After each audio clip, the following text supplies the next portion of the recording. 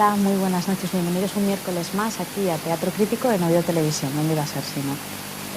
Esta noche vamos a hablar de algo, como siempre digo, de lo que ya hemos hablado, porque verdad siempre estamos tocando temas que están unos entrelazados con otros. Vamos a hablar de los aniversarios y de centenarios. Como ustedes ya saben, aquí hemos tratado ese tema. Hemos hablado de la Guerra de la Independencia de 1808, la guerra que nos libró del invasor francés.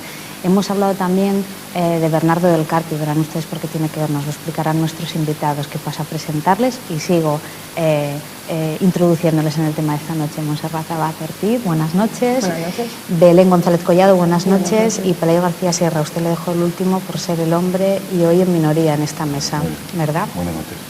Buenas noches a los tres.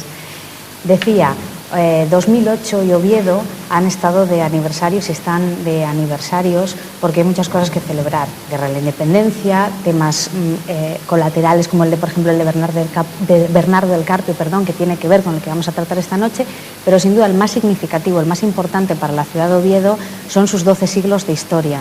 12 siglos de historia que se conmemoran con una exposición que se inauguró ayer y que ustedes pueden visitar desde ya, les animo a ello y seguro que después de las intervenciones de nuestros invitados van a desear asistir a esa exposición. Las mujeres que nos acompañan esta noche son las responsables de esa exposición por parte de la Fundación Gustavo Bueno y don Pelayo García Sierra. Me van a permitir que esta noche les tutee a los tres, ¿verdad? Porque les conozco un poco y entonces me van a permitir que les tutee. Es el responsable de llevar a cabo esta exposición por parte de la empresa sevillana Ingenia QED. Les explico, la parte de la Fundación Gustavo Bueno ha tenido que ver con contenidos, ¿verdad?, con el fondo, y la parte de Ingenia con la forma, aunque esto se ha mezclado por momentos. Nos lo van a explicar ellos. Y la primera pregunta que tengo que hacer se la voy a hacer a Montserrat Abad. Hola, Montserrat. ¿Qué es Oviedo 12 siglos? Porque eso me consta que es algo que hay algún despistado todavía que no lo sabe. Bueno, Oviedo 12 siglos, por el título se puede deducir un poco cuál es el contenido de este epígrafe, que sería tratar un poco los 12 siglos de la historia de Oviedo y los centenarios que afectan a ella, pero podemos resumirla o definirla como que es la iniciativa común entre el Ayuntamiento de Oviedo, que actúa como anfitrión, digamos, y la Fundación Gustavo Bueno para conmemorar los distintos centenarios que afectan a la historia de la a la historia de Oviedo. Uno de ellos precisamente, el cuarto centenario de la universidad, pero no el único. Sabemos también que este año conmemoramos los 12 siglos de la Cruz de los Ángeles, los 12 siglos de la Cruz de los Ángeles, los 11 siglos de la Cruz de la Victoria y además, por supuesto, el bicentenario de la Guerra de la Independencia. Coinciden también otros aniversarios de, por ejemplo, Palacio Valdés, hace 70 años que murió, pero bueno, que ya son, digamos, más accesorios y más laterales, ¿no? Lo que hemos tratado de hacer es todos estos aniversarios que haya actos suficientes para hacerlos llegar a la población, sobre todo a, digamos que no tanto mirando un público elitista o un público cerrado, sino que llegue a la mayor población posible, incluyendo no solo los asturianos y ovetenses, sino toda la población del resto de España que venga a visitarnos. Y por eso esta exposición, que se llama Oviedo 12 siglos, que la pueden visitar ustedes en la sala de exposiciones del Café Español y en la antigua Plaza del Pescado, como digo, que se inauguró ayer. Y cuéntenme sus primeras impresiones, don Pelayo. Pues muy buena, francamente. La exposición, después de verla ya hecha, pues realmente ha quedado muy bien. Y lo que comentabas de la constante relación entre la materia o el contenido y la forma, es decir, la forma de exponerlo, cómo exponerlo, pues efectivamente está completamente vinculado. La exposición, la lógica de cómo contar o cómo transmitir una serie de contenidos, los soportes expositivos que llamamos así más técnicamente, pues está absolutamente determinada tanto, por un lado, los propios contenidos como el espacio, como los espacios expositivos en que los albergan, ¿no? En ese sentido, pues para nosotros la estructura conceptual nos viene marcada en los dos espacios. Las 12 escenas que estaban marcadas desde hace bastante tiempo. Sobre eso, perdone que le corte, sobre eso quería preguntarles, porque 12 siglos de historia se me antoja complicado y difícil resumirlos en una exposición, ¿no? Y eso va para usted, Belén. ¿Cómo ha sido el trabajo de...? Que nos tuteábamos. Perdón, Belén. Tienes toda la razón. Condensar 12 siglos de historia parece un poco... Era muy difícil, de hecho teníamos un constante contacto por teléfono con Pelayo, porque claro, él está más acostumbrado a hacer exposiciones, sabe que para hacerlas a un público general no se puede poner muchísimo texto, entonces era cortar, nosotros no se puede cortar eso, y era siempre, pero bueno, yo creo que al final quedó lo más importante o lo que se pueda destacar, yo creo que queda reflejado en la exposición. La exposición se ha dividido en 12 partes o 12 escenarios, como los han llamado. ¿Cada uno corresponde a un siglo de historia de Oviedo o son 12 escenarios conceptuales que encierran cada uno un sentido propio? No, son 12 espacios conceptuales que encierran cada uno un sentido propio. De hecho, el punto de partida eran 10 puntos, 10 hitos de la historia de Oviedo, pero a la hora de darle forma, precisamente por la disposición espacial o por cómo teníamos que contar esos contenidos, realmente el que hayan sido 12 espacios al final ha sido una casualidad, porque en principio teníamos planteado 10, luego se plantearon 9, luego se ampliaron y finalmente se resolvió la cuestión en 12, porque había unas cuantas cuestiones que nos quedaban pendientes y dijimos, bueno, pues ampliamos, y al final el número coincidió, el 12 siglos de la exposición con los 12 escenarios, pero realmente tampoco corresponden a un siglo cada uno. De hecho, por ejemplo, el tercer escenario, el que llamamos Oviedo, capital simbólica del reino, abarca desde el siglo XII hasta el XVI, desde el siglo X hasta el XVI, y a lo mejor pues en otros escenarios, porque por ejemplo en la Plaza del Pescado, el Oviedo magistral, abarca un periodo muchísimo más pequeño, que es el siglo XIX, y ni siquiera todo el siglo XIX, sino digamos justo hasta el derribo del Carballón, que abriría la ciudad y que ya configura una ciudad distinta a la descrita en la Regenta. Estaba mirando ahora los nombres de los escenarios, que luego, si les parece, en la segunda parte, después de la publicidad, podemos comentar más detenidamente, pero claro, hay uno obligado, el séptimo, el Teatro Crítico de Oviedo, que por lo que nos toca, les pido por favor que me lo comenten. Belén, o Pelayo... Si me voy yo, ¿eh? O Monse. No, bueno, la verdad es que a mí me agrada que hagas, yo quería hacer también hincapié, porque de hecho el Teatro Crítico nos inspiramos a la hora de buscar un título, teníamos allí algunas dificultades, todos los títulos nos quedaban largos a la hora de definir el espacio, y era la mejor forma, puesto que el principal atractivo de este escenario es una cuestión muy novedosa técnicamente, que es, hemos tratado de crear un diálogo imaginario, por supuesto, porque no pudo darse en la realidad, entre Valdés Salas y Feijóo, el fundador de la universidad y uno de los personajes más importantes a nivel nacional y yo diría internacional que ha dado la Universidad de Oviedo. Lo que planteábamos es la resolución del espacio, aparte de no pisar las otras exposiciones que había y las otras celebraciones de centenario, la universidad tiene el suyo, no habría que pisarlo. Entonces lo que tratamos es de enfocarlo hacia aquellos aspectos que la universidad creíamos nosotros que no había tratado. Por ejemplo, sus personajes. Valdés, aquí el conflicto era que Valdés jamás vio la universidad, si se hizo la universidad o no. Y quisimos que Feijóo, como uno de los máximos representantes de la universidad, le diese la réplica y le explicase en qué estado estaba la universidad y si realmente se había hecho su voluntad, digamos lo que él pidió en su testamento que se hiciera.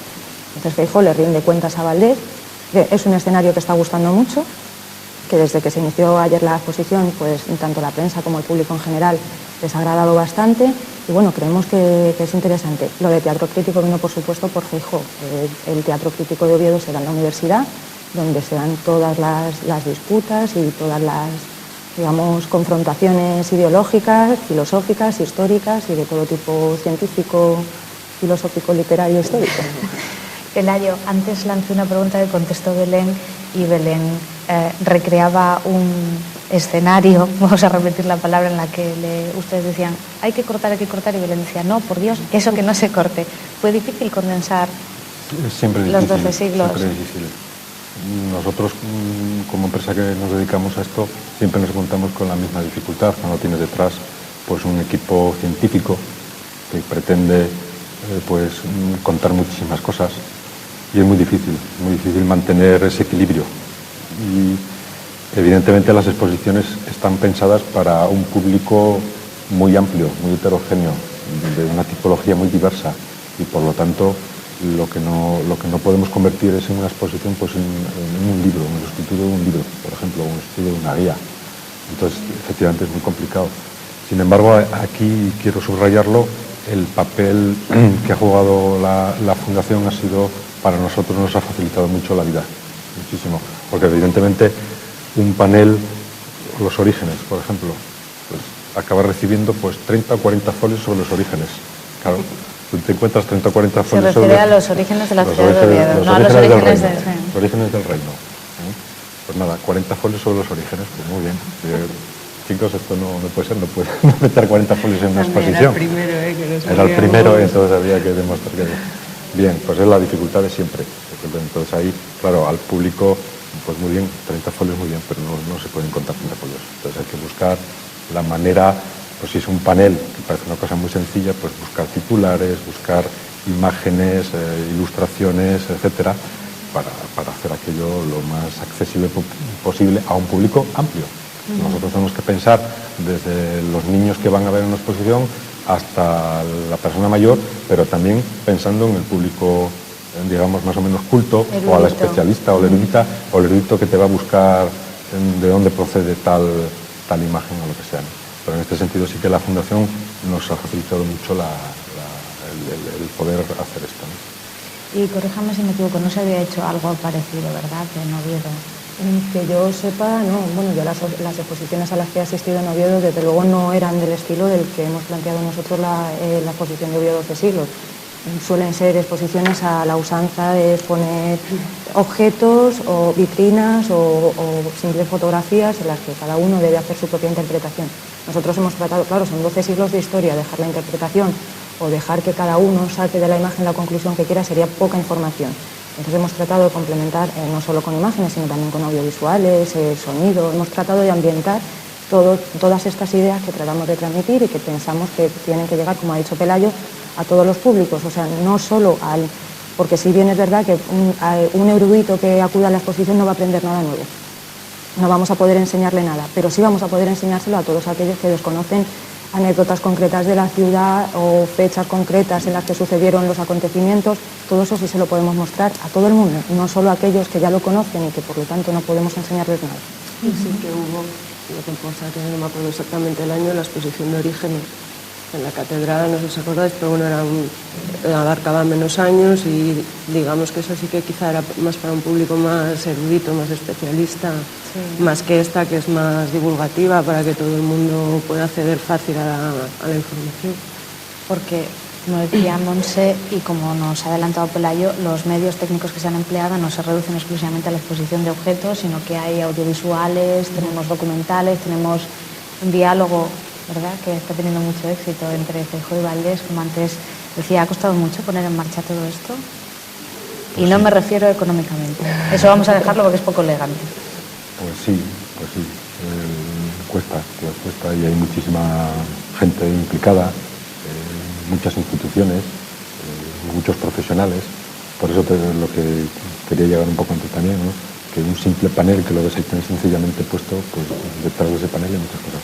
Profesionales, un trabajo de documentación muy importante, hay profesionales detrás que tienen que pensar cómo tiene que ser ese panel, qué colores hay que darles a la exposición para que tenga una cierta coherencia con el contenido, con el espacio, también es importante. En fin, pues sí, claro que da mucho trabajo, mucha labor de coordinación entre los equipos, porque hemos sido varios equipos, el equipo de Ingeniería QED por un lado y el equipo formado por la Fundación Gustavo Bueno, ¿no?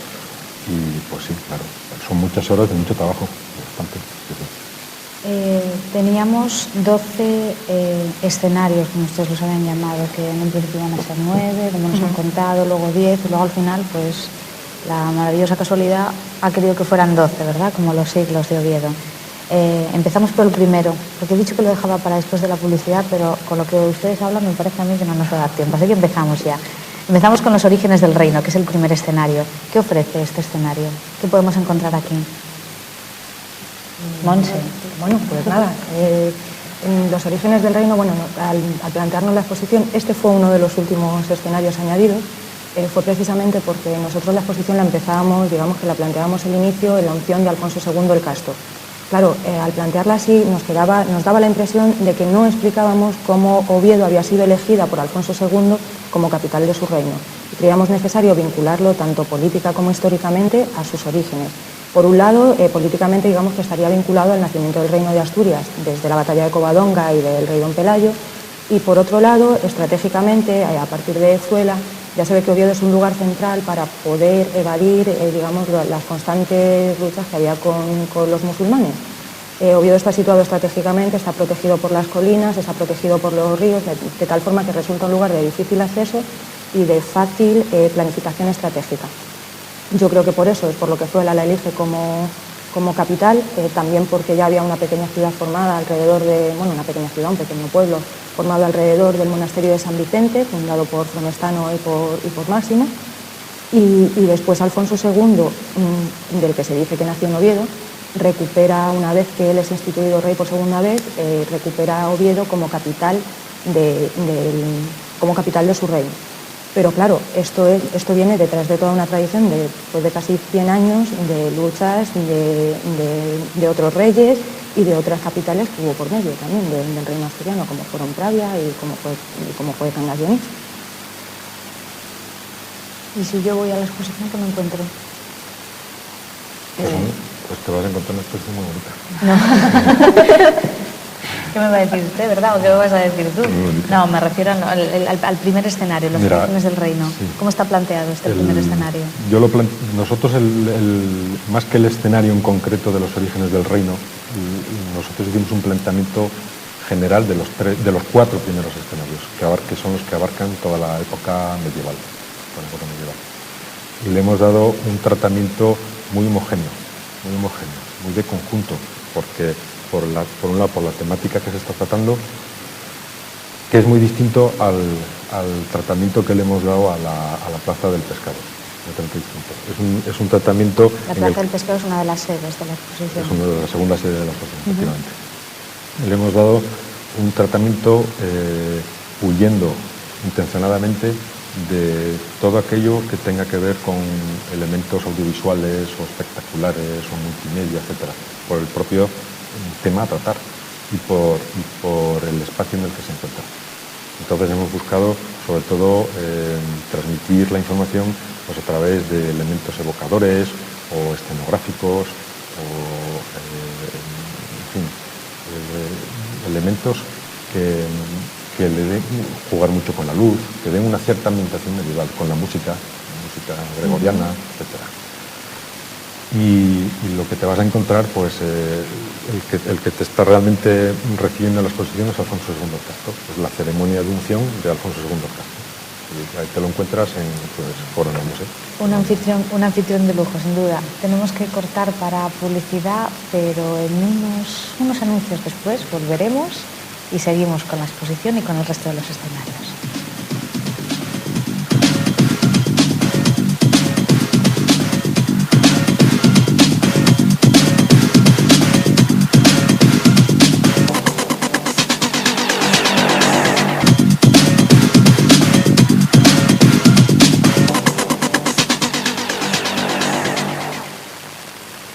Bueno, aunque como seguro que ya saben, en los platós hay que tener los teléfonos móviles apagados, una servidora no lo tenía y ha recibido una llamada preguntando sobre si este Pelayo García Sierra que tengo a mi lado es el autor del diccionario filosófico que usted, se lo prometo, don Pelayo,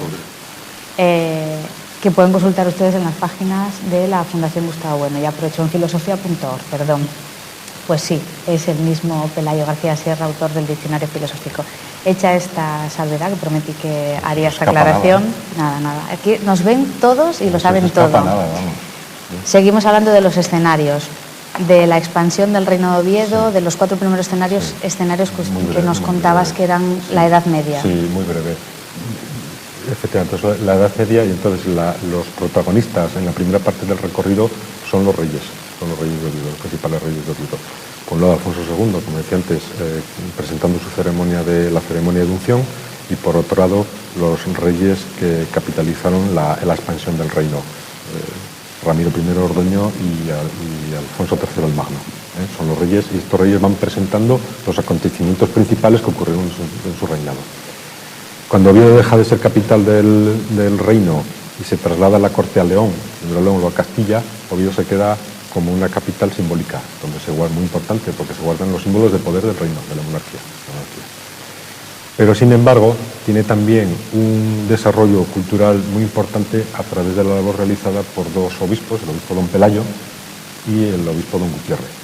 Hicieron una labor historiográfica importantísima en sus respectivos escritorios. Pues bien, en esa tercera escena, cogiendo esto, pues hemos planteado hacer una suerte de evocación de escritorio medieval donde se presentan a través de grandes libros, por ejemplo, pues los principales documentos de la labor realizada por estos dos obispos, ¿no?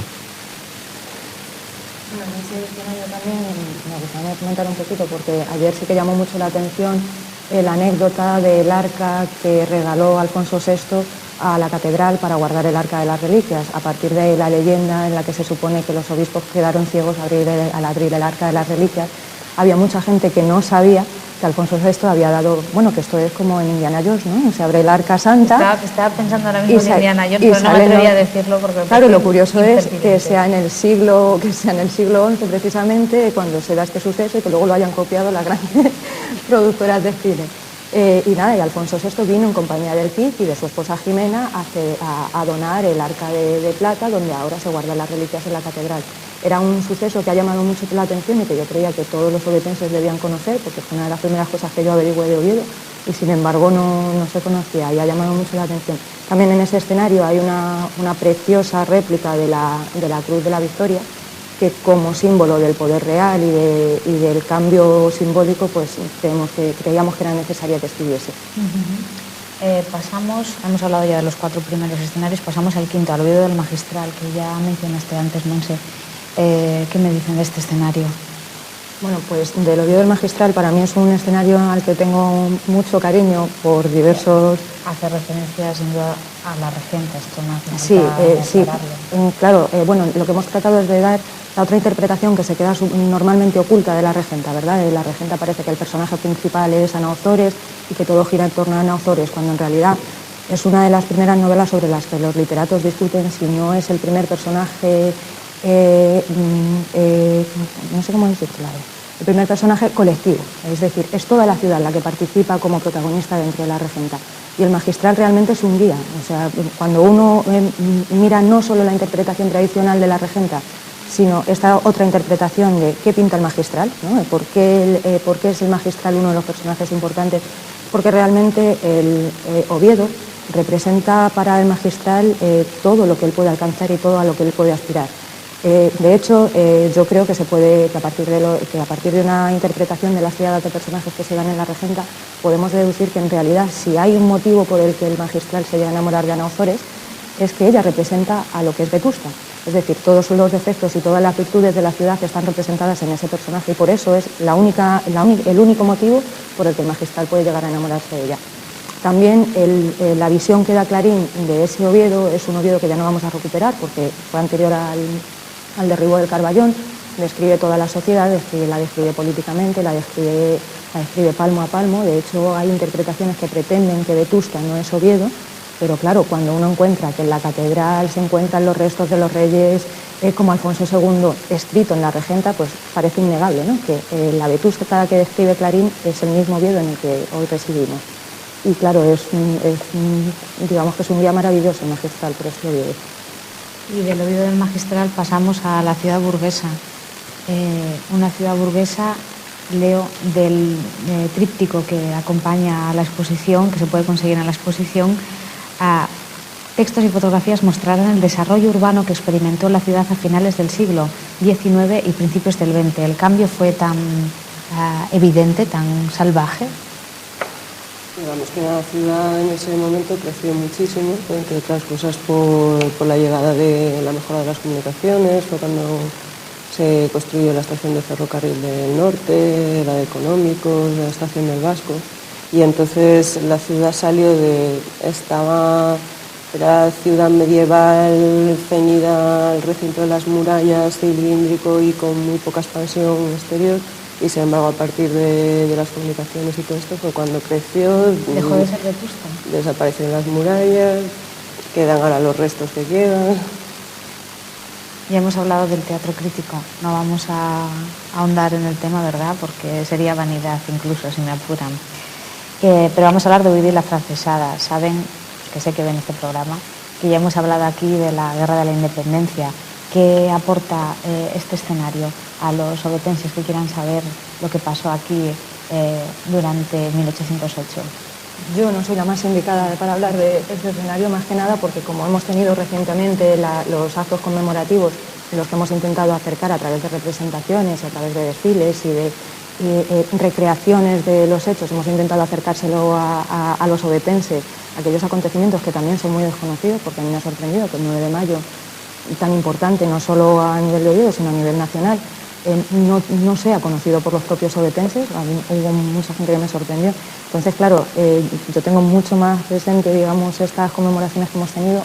El escenario, digamos que es un resumen, una idea, la idea de la importancia de Oviedo en todo lo que fue la Guerra de la Independencia.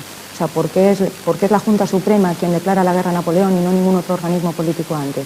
Porque aquí fue donde se dieron las condiciones para poder declararle la guerra a Napoleón. De hecho, la guerra a Asturias hasta 1809 no tienen altercados realmente significativos, no se enfrentan con las tropas napoleónicas realmente. Y lo que tratamos es de reproducir sobre todo estos dos momentos importantes a la hora de declararle la guerra y de tomar en nombre de la soberanía nacional y en nombre de España digamos la iniciativa militar de ir contra Napoleón. Creo que en ese sentido puede quedar muy claro, además está ambientado sonoramente, con lo cual creo que será divertido por lo menos pasar por allí y evocar cuáles pudieron ser los ruidos de la francesada.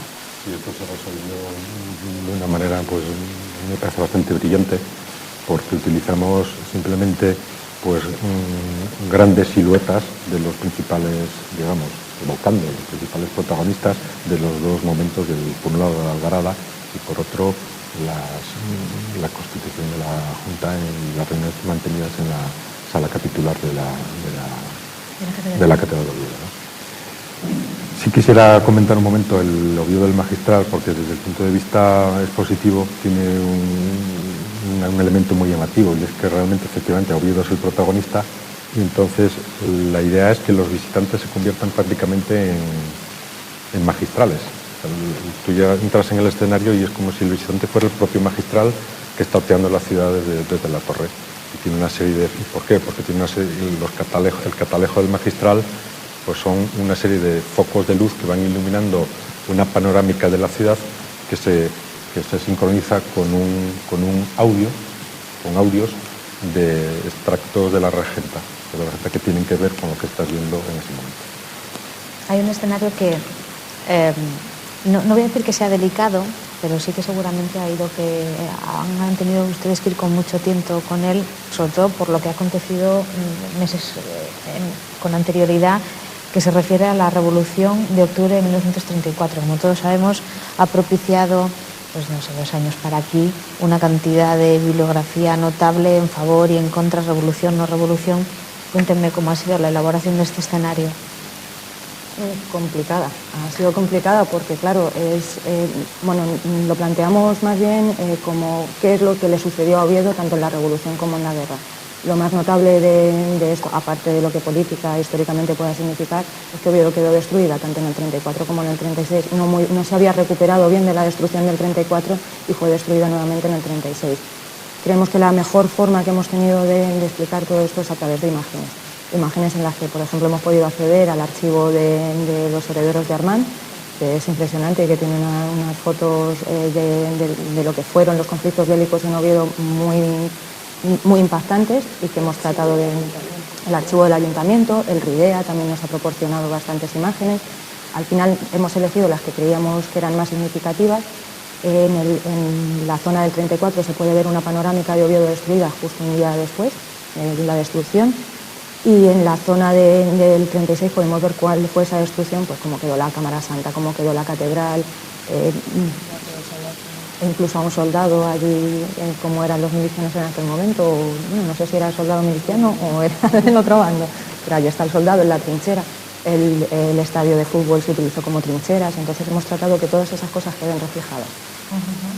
Y después de Oviedo, Revolución y Guerra, el escenario número 10, la expansión de la ciudad de Oviedo. Bueno, yo la expansión de la ciudad de Oviedo me gusta presentarlo como que es un homenaje a la prensa asturiana, porque realmente es lo que hemos tratado. Se trataba de ver cómo Oviedo se recupera de estos dos desastres bélicos, de cómo consigue salir adelante, pero también ver cómo la vida en Oviedo no se vio paralizada ni por la dictadura, ni por la guerra, ni por nada. Una forma muy significativa de seguirla era a través de los periódicos, por lo que hemos tratado en los años que separan, digamos, el periodo de la guerra de lo que es el Oviedo de hoy en día, seguirlo a través de los periódicos. Claro, es una muestra muy pequeñita, pero en la que hemos intentado que estén presentes los principales periódicos, en los que recogemos tanto noticias políticas como noticias de interés cultural. Por ejemplo, de la Nueva España nos gustó mucho la idea de introducir el personaje de Pinín, que apareció sobre los años 40, sí, por lo cual hemos dedicado un espacio a Pinín, pero también a las noticias como fue el Estatuto de Autonomía, las primeras elecciones generales, o incluso a los acontecimientos deportivos, como que el Oviedo jugase la UEFA en el 91. Pues, sin duda alguna, estos escenarios finales, que son la expansión de la ciudad de Oviedo, Oviedo cuna de la hispanidad, y el Oviedo del siglo XXI, son los escenarios, ¿verdad?, más cercanos a los visitantes, porque podrán hacer memoria histórica y recordar, pues, esa participación en la Copa de la UEFA. Las portadas de los periódicos, efectivamente, son 9 portadas, me parece, pero están completamente sacadas de escala. Estamos hablando de portadas de 2 metros de altura, de que le dan a toda esa zona un ambiente muy bonito, ¿no?, y muy llamativo, ¿no? Pues son portadas enormes. A todos los periódicos la ayuda que nos han prestado. No solo no han puesto ninguna dificultad, sino que han sido todo para bienes y todo ayudarnos y claro, y favorecernos. También la Biblioteca de Asturias. Y sacamos también de muchas portadas. Bueno, veo que han tenido que sumergirse en todo tipo de archivos documentales, han tenido que hablar con todo tipo de personas. Fue difícil recopilar toda la información, no recopilarla, sino saber dónde buscar en cada sitio y en cada momento. Para mí fue difícil a un principio. O sea, nos remontamos a hace 2 años quizá. Claro, porque, perdón, Montse, estamos hablando de que esto no es algo improvisado. En esta exposición se lleva trabajando años. Sí. Esto no se hace en un mes ni en 2 meses.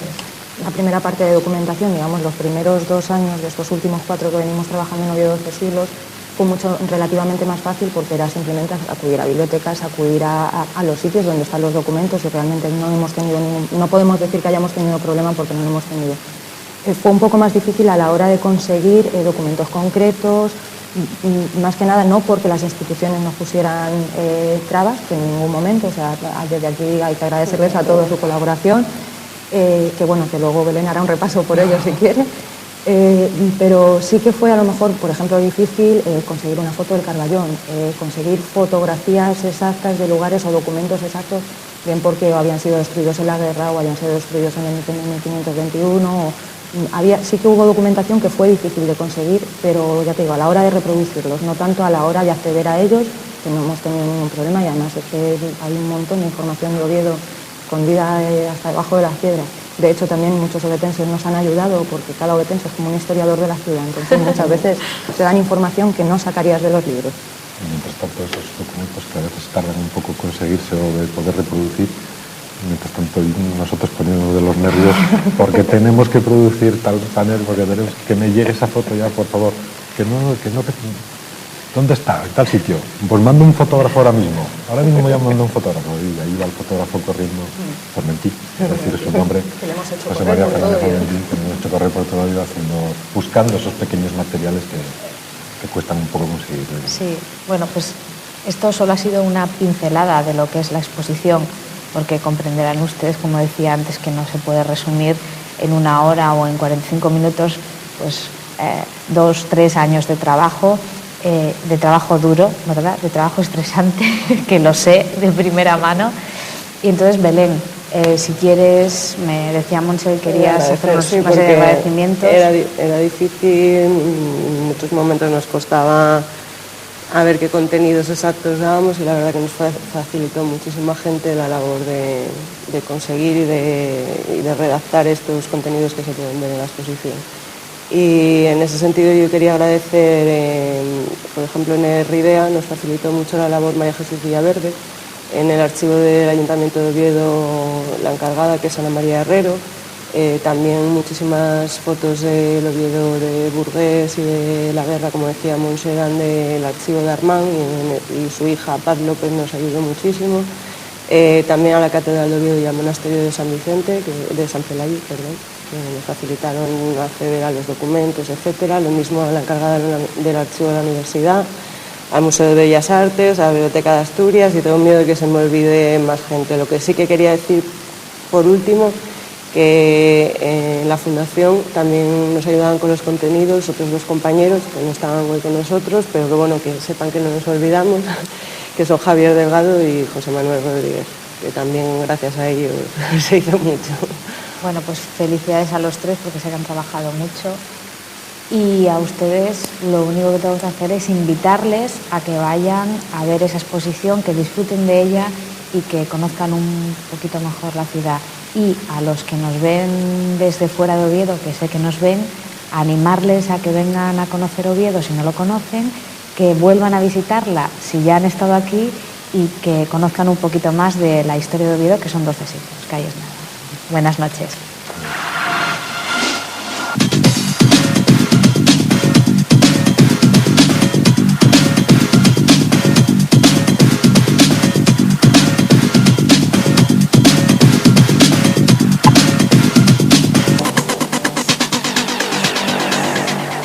Aquí se ha hecho especial hincapié